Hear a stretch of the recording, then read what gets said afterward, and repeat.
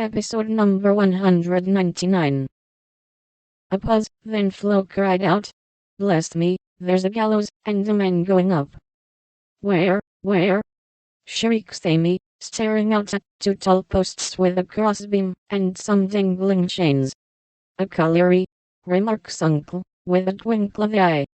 Here's a lovely flock of lambs all lying down, says Amy. See, Papa, aren't they pretty?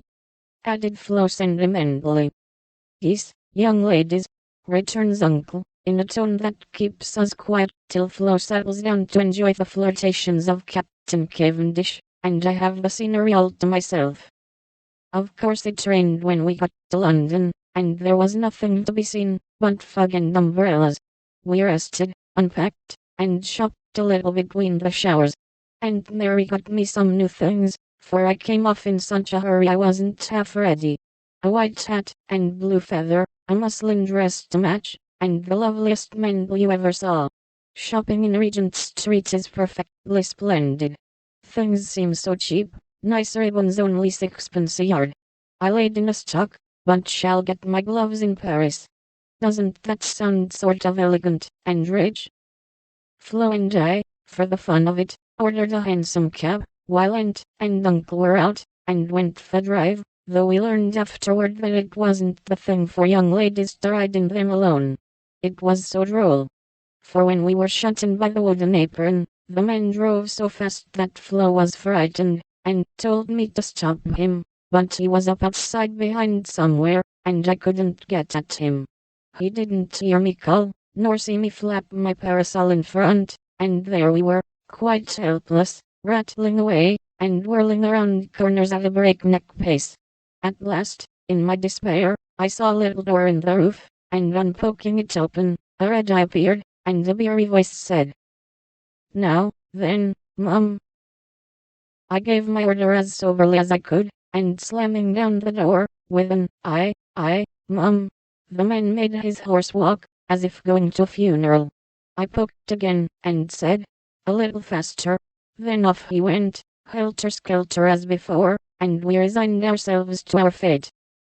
Today was fair, and we went to Hyde Park, close by, for we're more aristocratic than we look. The Duke of Devonshire lives near. I often see his footmen lounging at the back gate, and the Duke of Wellington's house is not far off. Such sights as I saw, my dear. It was as good as punch, for there were fat dowagers rolling about in their red and yellow coaches, with gorgeous chemises in silk stockings and velvet coats, up behind, and powdered coachmen in front. Smart maids, with the rosiest children I ever saw, handsome girls, looking half asleep, dandies in queer English hats, and lavender kids lounging about, and tall soldiers, in short red jackets, and muffin caps stuck on one side, looking so funny I longed to sketch them.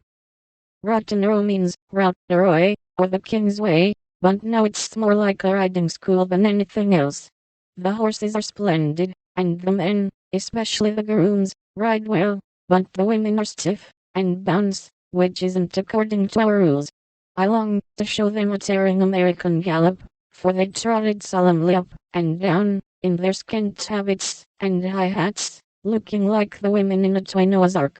Everyone rides, old men, stout ladies, little children, and the young folks do a deal of flirting here. I saw a pair exchange rosebuds, for it's the thing to wear one in the buttonhole, and I thought it rather a nice little idea.